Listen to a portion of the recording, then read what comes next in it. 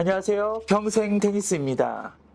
현대 테니스에서 가장 중요한 전략 중에 하나를 꼽으라고 하면 드롭샷, 흔히 동호인들이 말하는 숏이 아닐까 생각해 봅니다.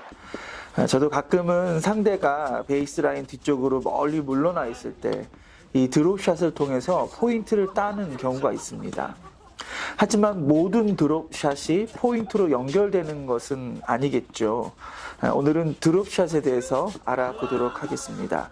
드롭샷 잘 하고 싶으면 꼭 보세요. 시작합니다.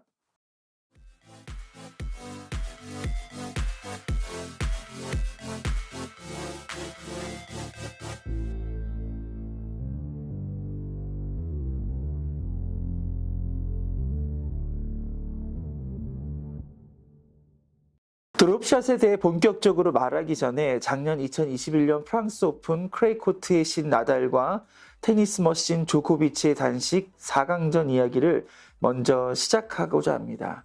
이 경기 우승자는 테니스 머신인 조코비치였습니다. 이 경기 전까지 나달은 4년 연속 프랑스 오픈을 했고 4강까지 진출했으나 결승에 가지 못한 것은 이번이 처음이었다고 합니다. 2020년 프랑스 오픈 결승전에서 나달은 조코비치를 상대로 3대 0으로 완벽하게 제압했습니다. 그런데 2021년 프랑스 오픈 4강전에서 나달은 조코비치에게 패하고 맙니다. 이 경기에 대한 여러 분석이 있는데 저는 유튜버 키키홀릭의 분석이 맞다고 생각을 합니다. 키키홀릭은 조코비치의 큰 그림은 나달을 많이 뛰게 만들기 위해 숱한 실패 속에서도 드롭샷을 반복 구사했다고 합니다. 조코비치의 드롭샷은 계속 실패한 듯 보였습니다. 하지만 4세트에 접어들면서 나달의 발은 느려지기 시작했고 결국 3대 6, 6대 3, 7대 6, 6대 2로 조코비치가 클레이 코트의 신을 이기는 역사적인 순간이 되었습니다. 어떠신가요? 드롭샷은 많은 실패 확률 속에서도 시도해볼 만한 가치가 있다고 생각이 듭니다. 하지만 동호인들의 시합은 1세트로 끝나죠. 그렇기에 조코비치처럼 상대의 체력을 떨어뜨리기 위한 전략은 완벽하지 않다는 것을 인지하셔야 합니다. 그렇다면 드롭샷은 어떻게 치고 어떤 상황에 쳐야 하고 또 어떤 상황에 치면 안 되는지 좋은 예와 좋지 않은 예를 들어 설명하도록 하겠습니다. 첫째, 드롭샷을 치는 방법입니다. 드롭샷은 발리와 똑같은 스윙에서 팔로우 스로를 짧고 강하게 치는 것입니다. 모든 스윙이 그렇듯이 팔이 먼저 나가면 드롭샷을 실패할 경우가 있습니다. 꼭 몸이 먼저 나가고 그 뒤에 스윙이 이루어져야 합니다. 드롭샷의 순서는 다음과 같습니다. 먼저 임팩트 지점에서 라켓을 높게 들어 낮은 위치로 짧고 강하게 스윙하는 것입니다. 그 다음으로 팔로우 스로 할 때는 라켓을 잡은 그립을 빨래를 손을 짜듯이 힘을 주어서 꽉 쥐어 짜는 것입니다. 그리고 팔로우 스로 동작 후에 라켓이 공이 떨어지는 지점을 바라보고 있어야 합니다. 이렇게 드롭샷을 치면 됩니다.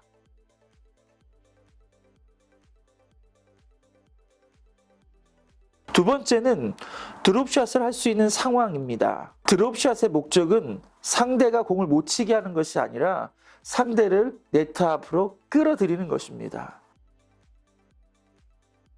드롭샷 후에 공을 치지 못해 포인트를 딸 수도 있지만 주력이 좋은 플레이어들은 보통 드롭샷을 대처하는 경우가 많습니다.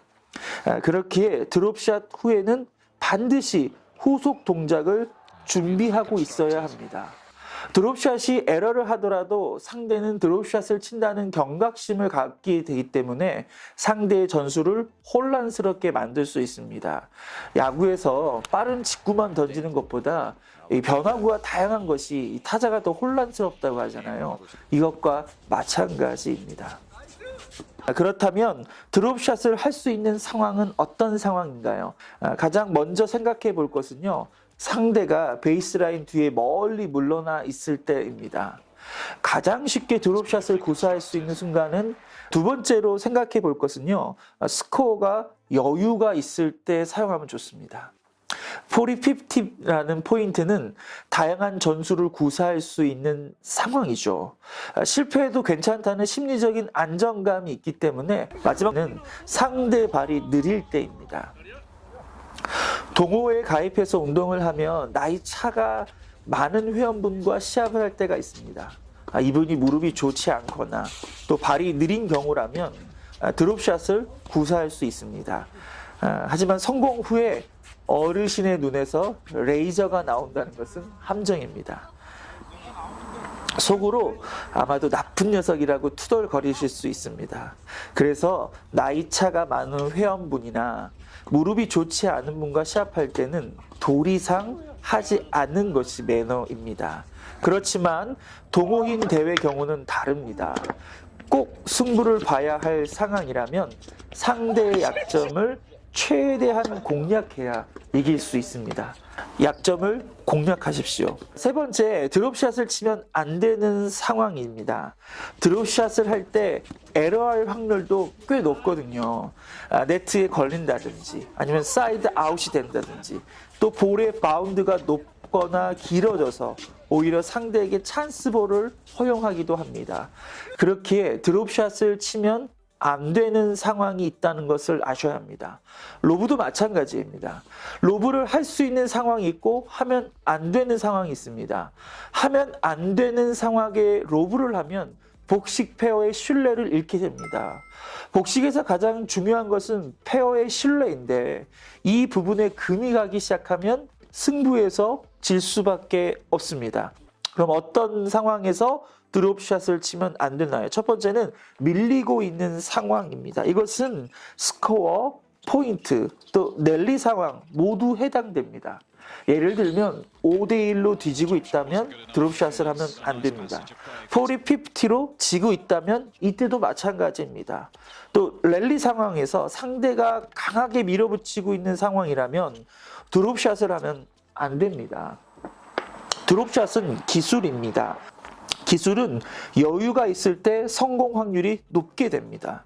숫에 몰려있는 상황이라면 급하게 되겠죠. 이때 드롭샷은 에러로 이어질 확률이 높아집니다. 드롭샷을 치면 안 되는 두 번째 상황은 상대가 나의 드롭샷을 예측하고 있을 때입니다. 앞선 조코비치와 나달의 2021년 프랑스 오픈 때 나달은 조코비치의 드롭샷을 예측해서 모두 반격에 성공했습니다. 하지만 이것은 나달을 지치게 하기 위한 조코비치의 큰 그림이었죠. 5세트까지 가는 경기라면 해볼 만한 전략입니다. 하지만 동호인 시합은 1세트입니다. 이런 상황에서 체력 저하는 발생하지 않습니다. 그렇기에 상대가 드롭샷을 예측하는 상황에서는 하시면 안 됩니다. 어떠셨나요? 드롭샷을 당장 해보고 싶지 않으신가요? 하지만 이론이 내 무기가 되는 과정은 길고 깁니다. 저는 백핸드를 원핸드로 치다가 투핸드로 바꾸고 있습니다. 엘보가 와서 그렇습니다. 너무 어색합니다.